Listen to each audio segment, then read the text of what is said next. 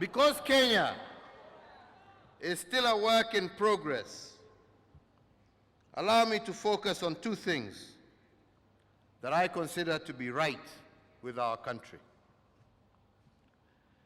And I believe the first has to do with opportunities created by our economic transformation as a nation.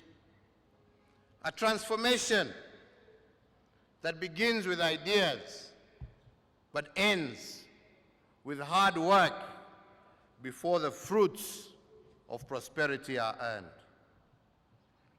And these opportunities have been exploited by those who have rejected labels that disempower them, that discourage them, and instead have been taken up by those who want to embrace truth that inspire the work of these hands that God has given us.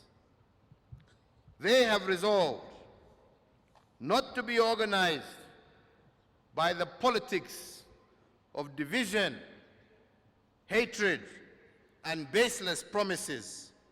Rather, they have seized the day and thus migrated from also being earners of wage to owners of capital. I want to give example of one particular group of Juakali artisans who for a long time have operated on Ngong Road, have operated in Kariobangi, and in Kamukunji. They came together and have built a company that today is worth over 250 million Kenya shillings, a quarter of a billion shillings ya wafanyikazi wa Juakali. And they have been able to do this because they believed in their own capabilities and not in difficult and empty political promises. And this is what should inspire us all, and in particular our young people. And I want to tell you how they did it. When my administration rolled out the affordable housing scheme under our Big Four agenda in 2019, a group of Juakali artisans from these areas came to see me and said that they wanted to be involved in that agenda. And we contracted them to make doors for the houses that were being built for one of our projects. And as they executed this contract, they decided to form a company that would receive their payments. And they formed Ngoko Kamaka Limited, which is a name drawn from where they used to operate along Ngong Road, Kamukunji, and Kariobangi.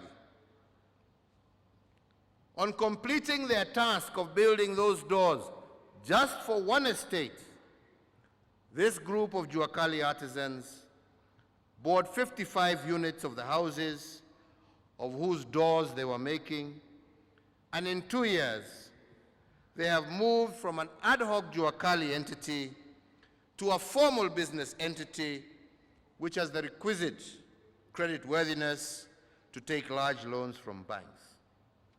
Today,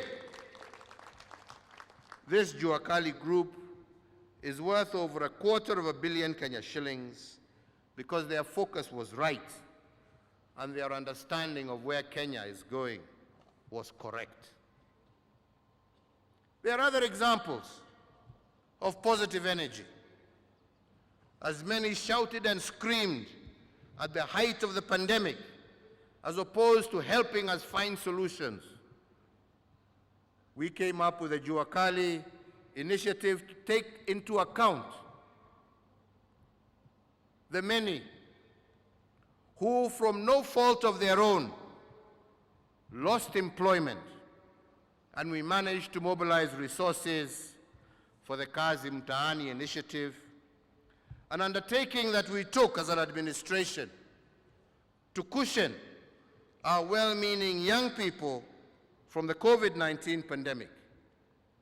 And as a result, across the country, over 500,000 young people managed to benefit, and some still continue to benefit from this initiative.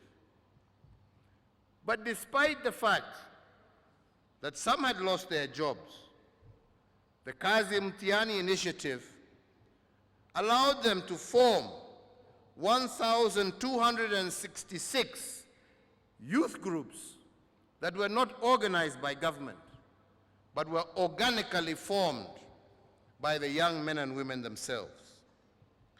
Of these groups, 1,025 have benefited from commercial loans and our affirmative action funds.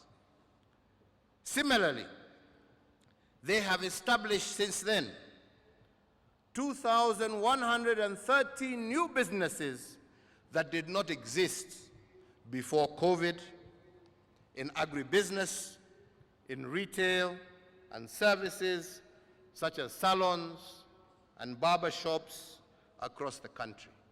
Wakenya ambao walikubali na wakasema hawatashindwa na shida, watajichukulia hatua na tukasaidiana na wao.